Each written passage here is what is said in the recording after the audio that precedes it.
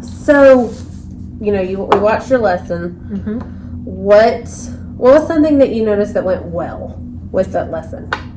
I was pleasantly surprised that some of my kids could produce what I was looking for, but there was kind of a disconnect. There were some at one end of the spectrum and several students at the other end of the spectrum. And then, we had those that fell in the middle. But there were a few that were able to produce some really nice presentations. I had a group of girls that did a presentation on Anne Frank, and it was very detailed and elaborate, and the class was engaged when they shared it. So that was definitely something good.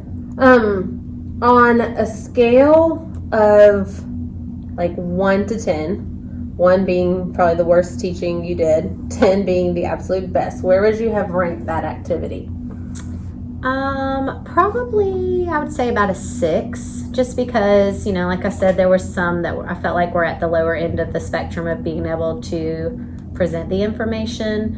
But I still think it was a good lesson. The kids were engaged. The topic World War II, is very engaging. So they were definitely invested in the assignment. So I'd say maybe a 6, lots of room for improvement.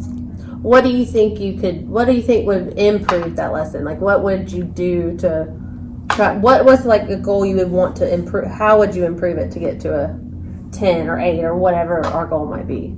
Probably some more clarity on the expectations and maybe some modeling of some sample things that I was looking for, maybe, not of World War II, but of another topic, just to give them some different ideas. The kids did have choices, maybe incorporate more choice, even more than was there. So give them some like exemplars where they can kind of see some expectations and stuff. Okay. And especially for those overachievers, seeing the end goal might help them, reach it faster without a struggle.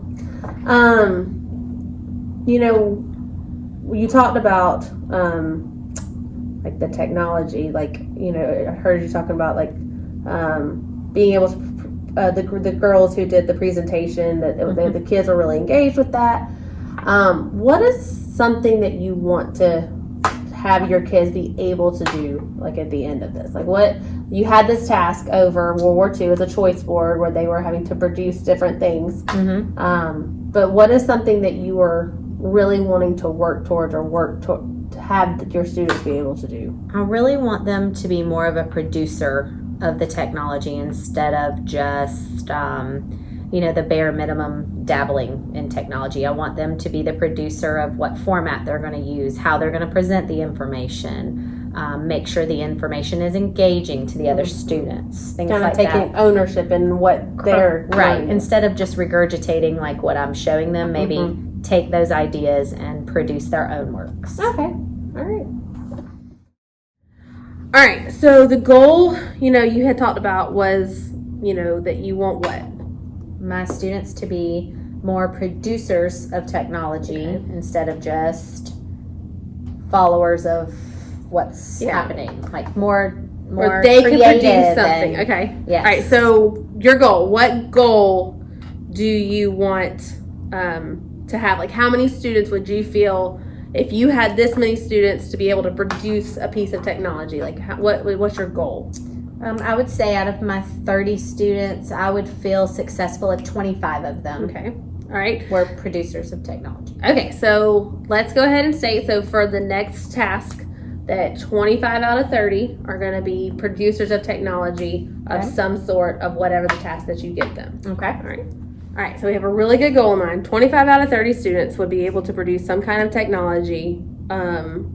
So now we need to talk about the strategies that we're going to put in place in order to achieve this goal. Okay. So, let's think about, we want them to be more producers of technology. We talked to, we can talk about things like, you talked about providing exemplars for the students so they can kind of see some expectation stuff. What are some other strategies what can we do to help these students achieve that goal?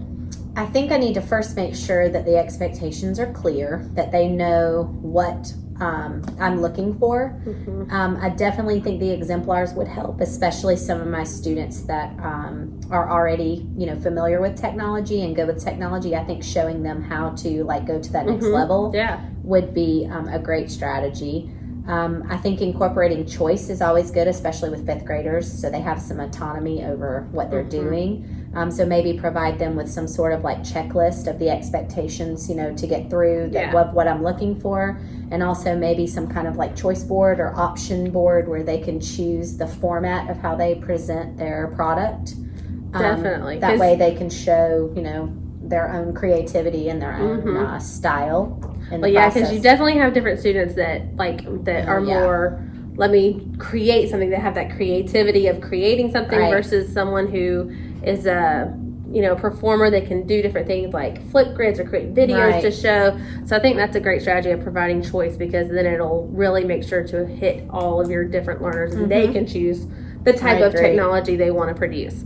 So I think we have some great strategies in mind. I think that providing the clear expectation, having exemplars of kind of the expectations so they can kind of see what's expected of them, and then allowing the choices, the choice board of, whether it's a oral presentation or flip grids, slide presentation, anything like that. So I think we have some good things in mind. Okay. We'll go ahead and set these for the next lesson, for the next activity, and then we'll meet back to see how the kids did. Sounds good. Good.